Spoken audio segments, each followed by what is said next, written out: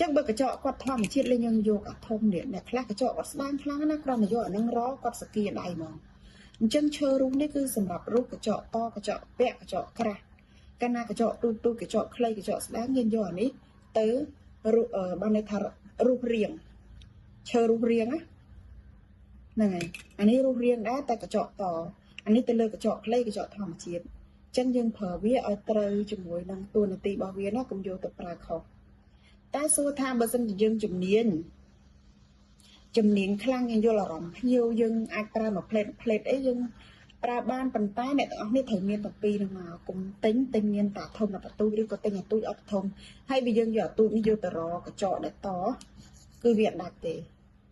គឺរកអត់ដាច់យឺតការងារទៀតប្រៀបដូចជាប្រើកូនក្មេងឲ្យលើកកមកបេអញ្ចឹងអូខេអញ្ចឹងអ្នកគ្រូសូមណែនាំអំពីសម្ភារៈរៀនកាត់សាច់កញ្ចក់ហើយយើងលើកយកម៉ូដខ្លះៗមកបង្ហាញពីតួនាទីនៃការប្រើប្រាស់ពេលយើងធ្វើកញ្ចក់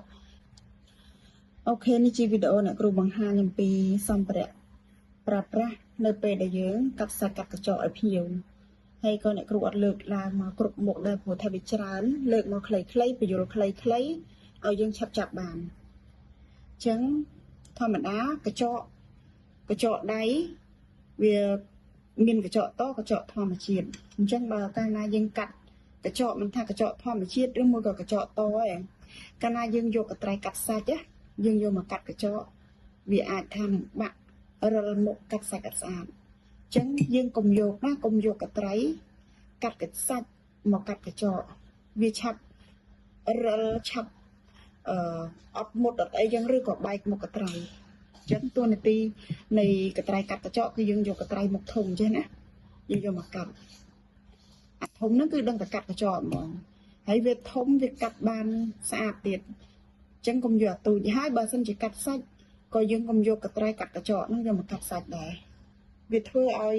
សាច់ដាច់មកធំបានន័យថាចេញមកវាក្រាស់ហើយអញ្ចឹងវាក្រហមវាដេបដប់វាកឈិតកឆប់កត្រៃកាត់កញ្ចក់គឺយើងប្រើសម្រាប់កាត់កញ្ចក់កត្រៃកាត់សាច់គឺយើងប្រើសម្រាប់កាត់សាច់តនេះអូនអូខេអញ្ចឹងអានេះគឺជាកត្រៃដែលយើងកាត់កញ្ចក់តប៉ុន្តែកត្រៃនេះគឺជាកត្រៃតម្រឹមកញ្ចក់អាហ្នឹងគឺតម្រឹមកញ្ចក់ដែរគឺយើងយកមកកាត់កញ្ចក់ដែលវាវែងហ្នឹងឲ្យវាស្មើឲ្យវាខ្លីស្អាតគឺយើងកាត់ជាមួយនឹងកត្រៃនេះអញ្ចឹងតួនាទីហ្នឹងកាត់កត្រៃហ្នឹងបានវាកាត់ទៅវាស្មើបើកាលណាយើងតកញ្ចក់យើងកាត់មួយកត្រៃហ្នឹងឃើញទេឃើញចេញរាងស្អាតទេយើងតម្រឹមបើយើងយកអាធំនេះយកមកកាត់ដែរវាអត់កាត់ម្ដងបានទាំងអស់ទេអូខេអញ្ចឹង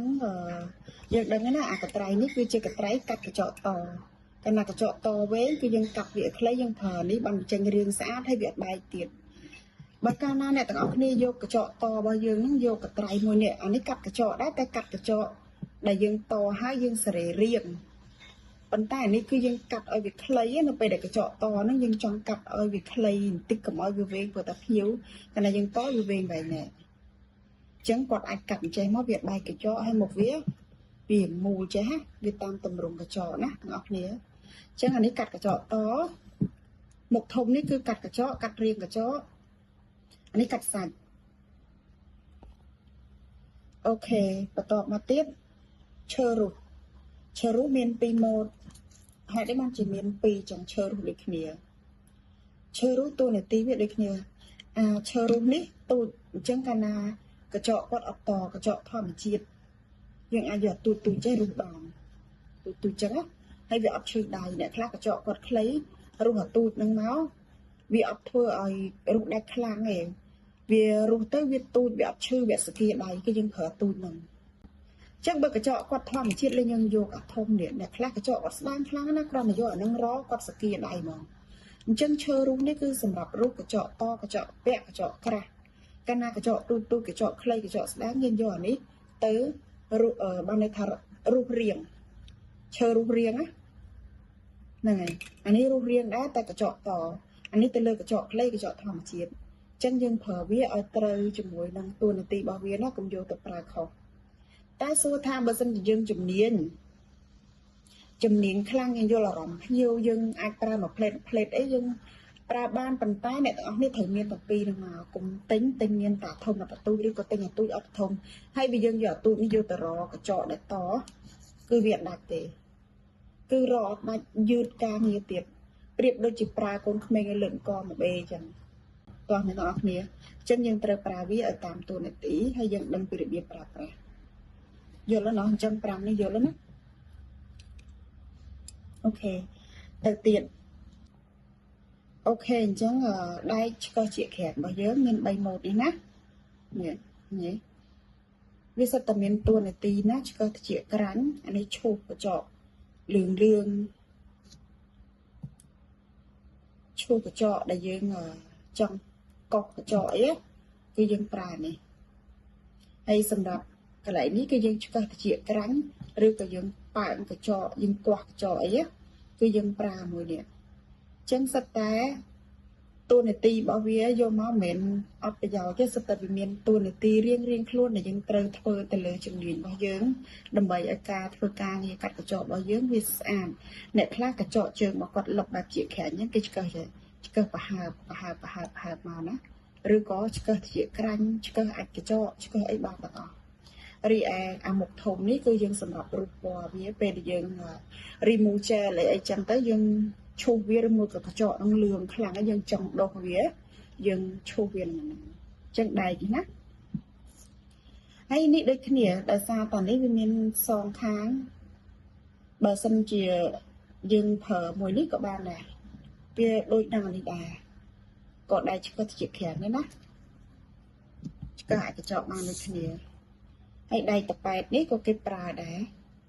ឆ្កឹះទៅជាក្រាំងដូចគ្នានេះសោកបានហើយយើងរើសយកមុខទាលចេះណាទាំងអស់គ្នាយកមុខទាលចេះកុំយកអាស្រួចទេកាលណាស្រួចយើងឆ្កឹះទៅគឺចាក់ដៃភ្ញៀវយកមុខទាលចឹងរុះបានឆ្កឹះបានឆ្កឹះជាក្រាំងណាហើយយើងកោះបានដែរម៉ូតវានេះចឹងអ្នកទាំងអស់គ្នាសំប្រាក់កញ្ចក់ច្រើនខ្លាំងណាស់អ្នកគ្រូអាចយកមកប្រាប់ក្នុងវីដេអូនេះតមកវីដេអូនឹងចប់ទេចឹងលើកយកមកខ្លះដើម្បីឲ្យអ្នកទាំងអស់គ្នាយល់ពីតួនាទីប្រើប្រាស់សម្ភារៈកញ្ចក់ហើយចាំអ្នកគ្រូយកម៉ូតថ្មីយកមកបង្ហាញទៀតអ្នកគ្រូដឹងថាមានចំនួនមនុស្សច្រើនដែលគាត់ចេះប្រើច្រើនប៉ុន្តែអ្នកខ្លះគាត់ចេះដែរតែគាត់អត់ដឹងថាហ្នឹងវាមិនចេះអស់ណាចឹងអ្នកគ្រូបង្ហាញទៅគាត់អាចនឹងដឹងថាអូគេប្រើអញ្ចឹងអាហ្នឹងប្រើទៅតាមតួនាទីរបស់វាហើយគាត់ស្គាល់យកទៅប្រើតាមតួនាទីអញ្ចឹងគឺវាល្អជាងយើងចេះតែប្រើប្រេះប្រុសអូខេវីដេអូនេះមានតែប៉ុណ្្នឹងស្អែកអ្នកគ្រូលើកសម្ភារៈថ្មីយកមកបង្ហាញអ្នកទាំងអស់គ្នាទៀត